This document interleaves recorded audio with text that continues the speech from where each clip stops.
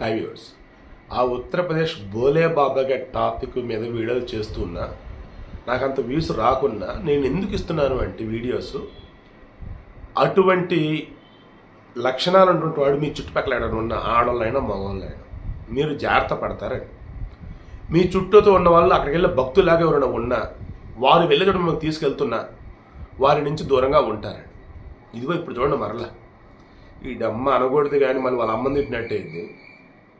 Seriously ఏదైనా బూతు మాట్లాడదామంటే ఆ booth వల్ల వీడిని కాదు వాడి కన్న అమ్మనో కన్న తల్లినో లేదు అన్నప్పుడు కూతురునో లేదన్న తండ్రినో ఒక బూతు మనం ఎవరిని అంటున్నామంటే వాడిని కన్నా వాడి చుట్టుపక్కల ఉన్న వాళ్ళు అనడం ఎక్కువైపోతుంది.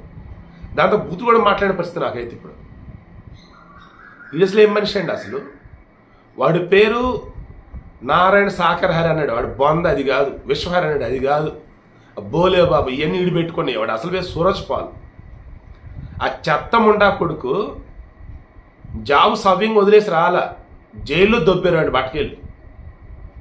వాడు ఒక హెడ్ కానిస్టేబుల్ ఇంటెలిజెన్స్ బ్యూరోలో పనిచేస్తానని చెప్పుకుంటూ వాడు ఇంకా రకరకాలుగా అరాచకాలు చేస్తూ ఉన్నాడు. ఇలా లైంగిక దాడి కూడా కొంతమంది చేశాడు. ఇలా 5 కేసులు వాడి మీద నమోదైంది.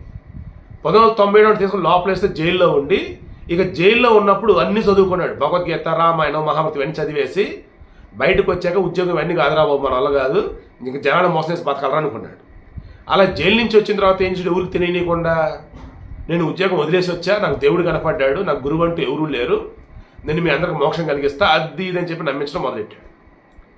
అలా వీడు అట్రాక్ట్ చేస్తున్న సందర్భం కొంత అయితే ఇంకొంతమంది ఒక టీం రెడీ చేసి వాళ్ళకంటూ కొంత డబ్బు అనేది ఇచ్చి ఒక స్పాన్సర్ పట్టుకున్నాడు. ఇలా విజయబాబు అని ఒకటి దొరికాడు.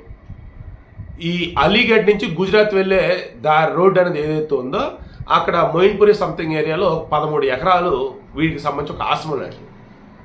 ఈరోజు ఆ ఆశ్రమంలో తనిఖీలు చేస్తూ ఉంటే అండి పోలీసులకు మబ్బిడిపోతుంది. దాదాపు 5 స్టార్ హోటల్ తలదన్నే విధంగా సౌకర్యాలు లోపల. ఓన్లీ వీడికి అక్కడ 9 గదులు అట. ఈ గదిలో ఒక అమ్మాయిని ఉంచాడు, ఆ గదిలో ఇంకో అమ్మాయిని ఉంచాడు, ఆ గదిలో ఇంకో ఆంటీని ఉంచాడు అనుకోండి. కాసేపు వాళ్ళతో కాసేపు వెళ్తాయి. నా కొడుకు 8 ఎందుకు రాలేదు నాకు అర్థం కావట్లేదు. అక్కడ వీడికున్న కార్లు మొత్తం ఆల్మోస్ట్ లగ్జరీ అట మొత్తం. ఎలా ఏంటంటే ఆ ఆశ్రమం లోపలికి వెళ్ళేటప్పుడు బయట 200 మంది పేర్లతో ఒక చారిటీ లిస్ట్ అనేది ఉంది. దాతలు 2.5 లక్షల నుంచి 20,000 మధ్య ఎంత ఇచ్చినా సరే వాళ్ళ పేర్లు అక్కడ ఉంటాయట. ఏది మొదట్లో, అది ఇప్పుడు కాదు, ఎప్పుడో అప్పట్లో. వీడికి ఉత్తరప్రదేశ్, ఉత్తరాఖండ్, రాజస్థాన్, హర్యానా, ఢిల్లీ అన్ని చోట్ల భక్తులు. పిస్ట్ ఏంటంటే వీడి మీద ఆ లైంగిక కేసులు మధ్యలో కూడా అక్కడక్కడ మీద కేసులని మేనేజ్ చేసుకుంటా వచ్చాడు.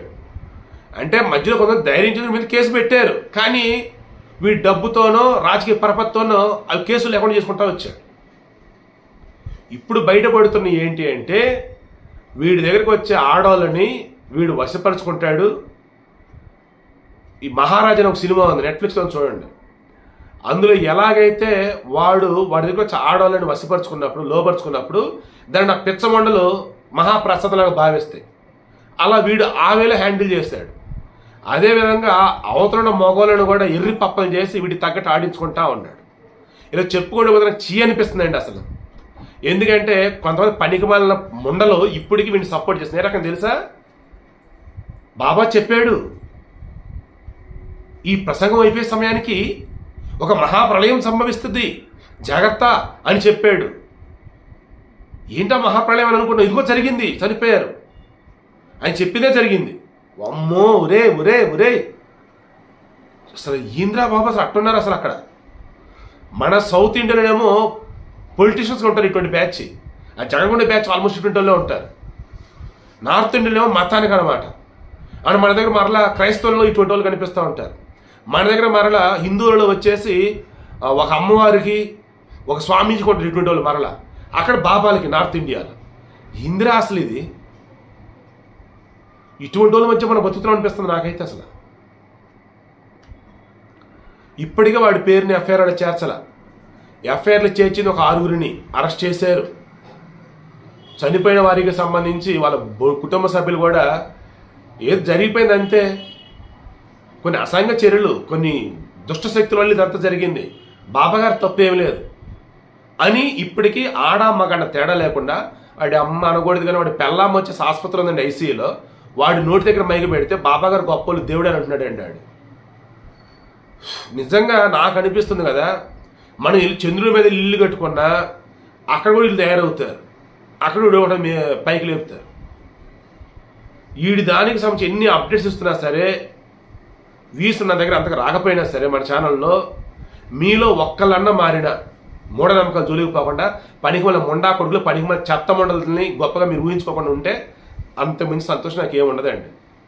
దేవుడు ఉన్నాడని నిజం, అది మీరు నమ్మిన దైవం, మీకు ఆ దేవుడికి మధ్య మీ మనస్సాక్ష్యం ఉండిద్ది. గొప్పగా బతకండి, బానిసలో ఉండకండి.